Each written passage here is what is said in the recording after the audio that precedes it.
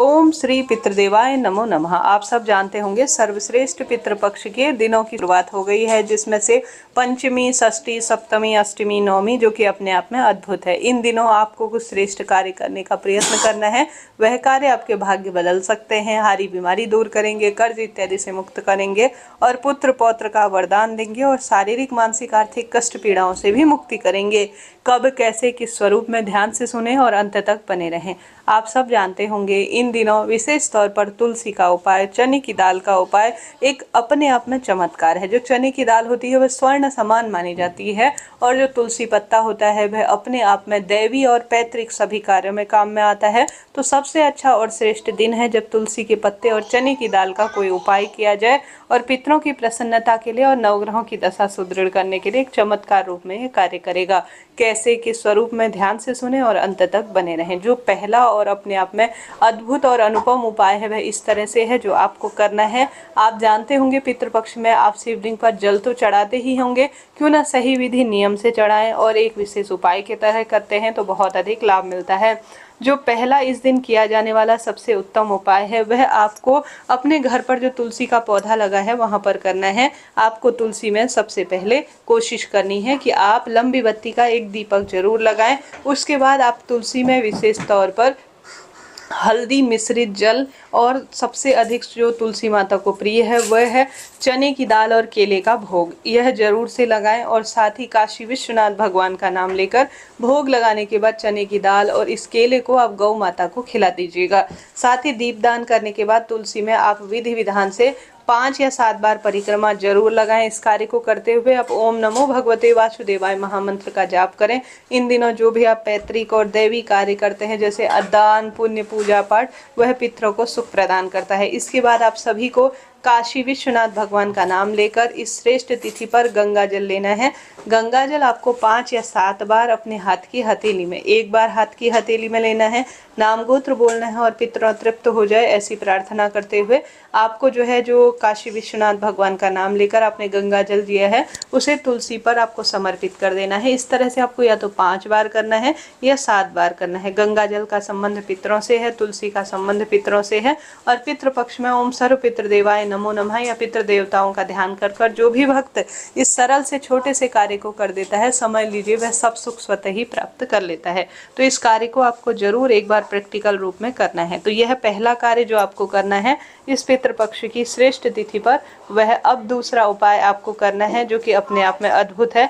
यह उपाय चने की दाल का उपाय है जो कि गुरुजी कहते हैं। देखिए, चने की दाल और गुड़ का संबंध अपने आप से पितृ से होता है, देवी देवता से होता है। आप सभी गुरुजी के मुख से यह बात सुने भी होंगे कि जिसमें आपको जो विशेष रोटी बनानी है, जिसमें आपको चावल थोड़ा सा रखना है या खीर रखनी है, गुड़ का टुकड़ा रखना है, वृक्ष कपि का नाम लेकर 16 दिनों में किसी भी दिन आपको गौ माता को 16 दिनों में जरूर खिलानी है। एक कार्य गुरुजी कहते हैं बृहस्पतिश्वर महादेव का नाम लेकर आप सभी विशेष तौर पर गुरुवार की तिथि या सर्वश्रेष्ठ स्वरूप में, जैसे कि चने का दाल का संबंध जो श्री नारायण है उनसे है और साथ ही चने की दाल का संबंध बृहस्पति ग्रह से है, गुरु ग्रह से माना जाता है। तो आप सभी को लेना है चने की दाल।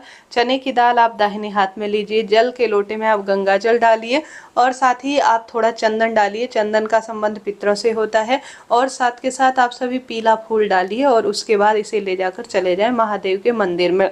चने की दाल स्वर्ण समान मानी जाती है। जो भी इसे शिवलिंग पर चढ़ाता है, दान करता है, वह स्वर्ण दान के समान माना जाता है।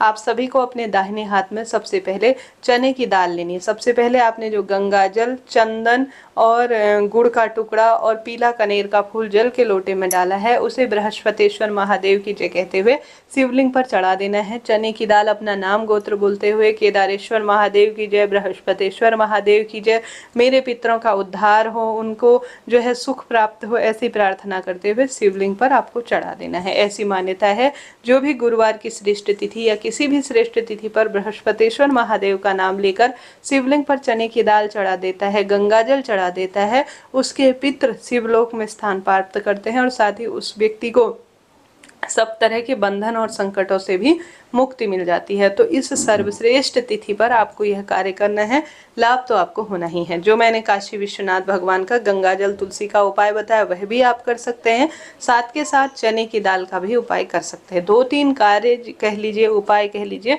एक साथ किए जा सकते हैं, कोई दिक्कत की बात नहीं है। तो इस तरह से आपके लिए यह जानकारी थी।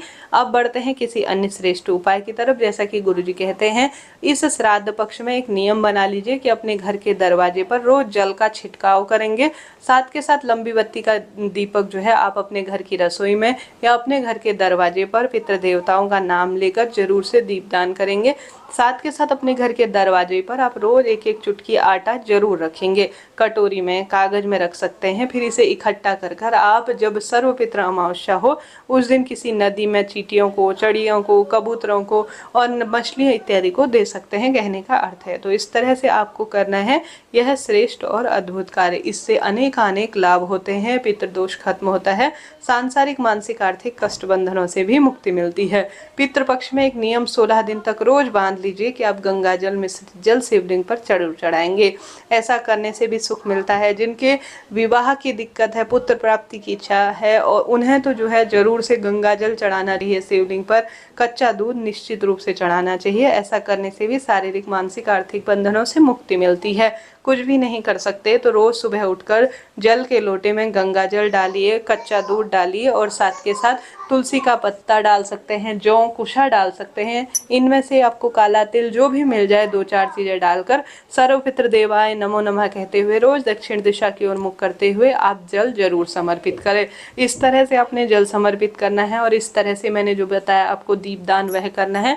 अन्नदान, रोज गौ माता को रोटी खिलाएं और चींटी चिड़ियाओं को आटा, और उनकी इच्छा शक्ति जैसे चींटी चिड़ियाओं को चीनी इत्यादि भी कई लोग डालते हैं या कोई अन्य तरह का दाना डालते हैं, तो वह भी आप जरूर समर्पित करें। ऐसा करने से भी सुख समृद्धि में वृद्धि ही होती है।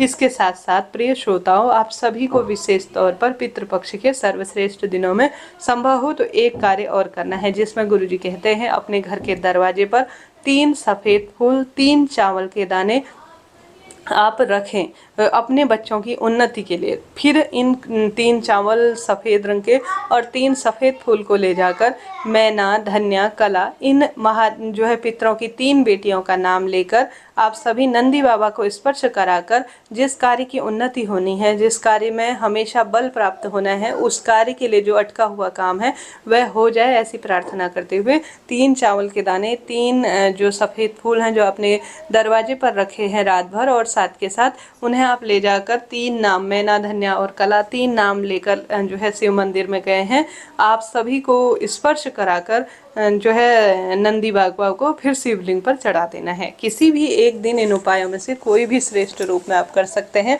लाभ तो आपको मिलना ही है। तो इस तरह से यह जानकारी थी जो मैंने आपको दी। सर्वपितृ अमावस्या तक इन श्रेष्ठ उपायों को करें, खूब दीपदान करें, पितरों के नाम से शिवलिंग पर गंगा जल चढ़ाएं। अपनी इच्छा शक्ति सामर्थ्य अनुसार आप जो है जो दक्षिण दिशा की ओर जलदान करें। एक दिन ब्राह्मणों को भोजन जरूर कराएं। सुंदर रूप में पितृ चालीसा का पाठ करें, पीपल पूजा करें, केले वृक्ष की पूजा करें, गौ माता की सेवा करें, गौ माता के लिए भोजन की व्यवस्था के साथ साथ पानी की व्यवस्था करें। इससे तो